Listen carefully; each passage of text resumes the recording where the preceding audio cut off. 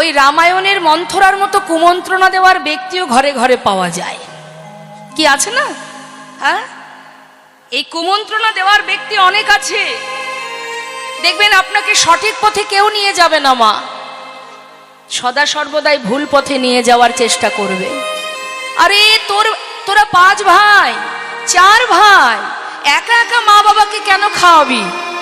আরে মা বাবাকে বের করে দে, ছোট ভাইয়ের কাছে যাক, বড় ভাইয়ের কাছে যাক, তুই একা কেন দায়িত্ব নিবি?